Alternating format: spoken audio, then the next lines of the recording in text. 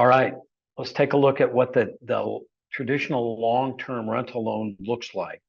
So typically on a 1 to 4 unit property, again, private lender long-term loan is typically for a purchase transaction, 80% maximum. Again, FICO score is important.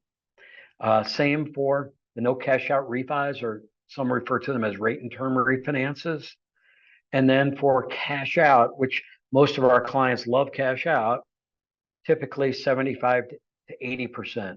Our 80% options probably gonna be a little bit more expensive and be limited to certain geographies, especially in this particular environment.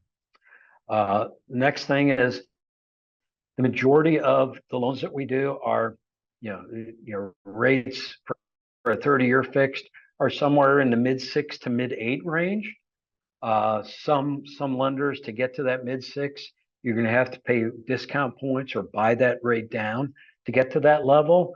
I would say our average high FICO score rate right now for a 30-year fixed, it's probably somewhere in the mid to low 7% range without buying that rate down.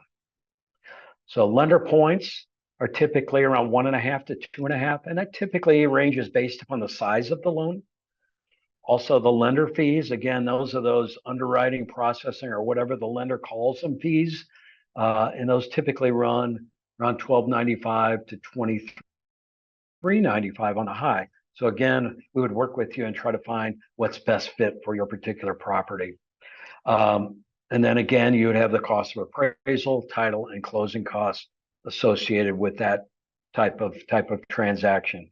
So for a rental loan, typically what we're seeing in the market today is a minimum FICO score of 620. Your LTV is not going to be great if you've got a 620 score, but we could probably get that particular loan done. And again, FICO score is the most important factor in pricing and loan amount. So again, and then typically the DSCR of 1.1 or better for most of our lenders, but we have options down to 1.0, still with great pricing, and below 1.0 with not so great pricing.